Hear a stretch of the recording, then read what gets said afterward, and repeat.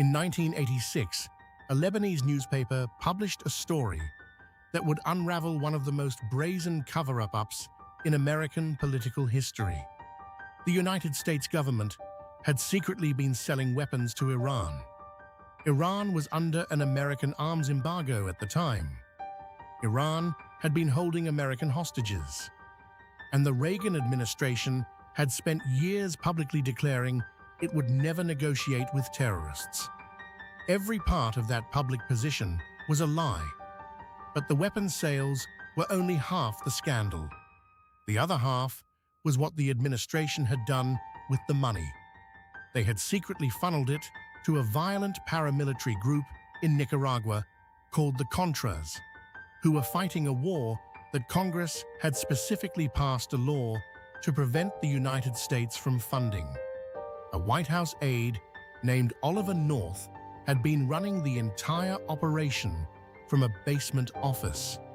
When investigators started asking questions, North shredded documents around the clock for days. His secretary fed so many documents into the shredder that it broke down. This is Iran Contra, the scandal that should have ended a presidency, and the story of how the most powerful government in the world broke its own laws, lied to Congress, and made sure almost nobody faced any real consequences. By 1985, Iran was locked in a brutal war with Iraq and desperately needed weapons. Reagan administration officials secretly approached Iran with a proposal.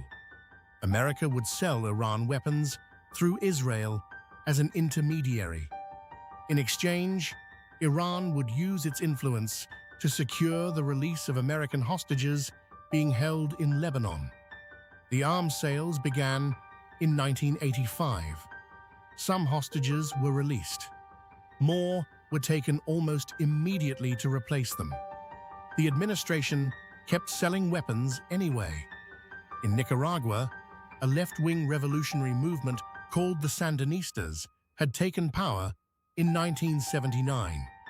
The Reagan administration began funding a paramilitary opposition group called the Contras. Human rights organizations documented that the Contras routinely targeted civilians, murdered aid workers, raped women, and burned villages.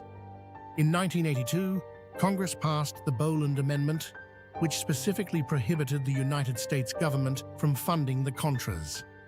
The Reagan administration decided the law did not apply to them. Oliver North devised a scheme to keep the Contra funding going, despite the congressional ban. The profits from the Iran arms sales would be secretly diverted to fund the Contras. It was illegal on two separate levels simultaneously. Selling weapons to Iran violated the arms embargo. Funding the Contras violated the Boland Amendment.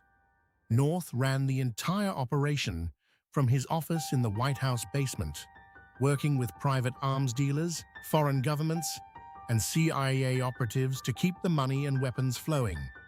When the scandal broke in November 1986, North spent days shredding documents. Reagan initially denied any knowledge of the diversion of funds. He then said he could not recall the details.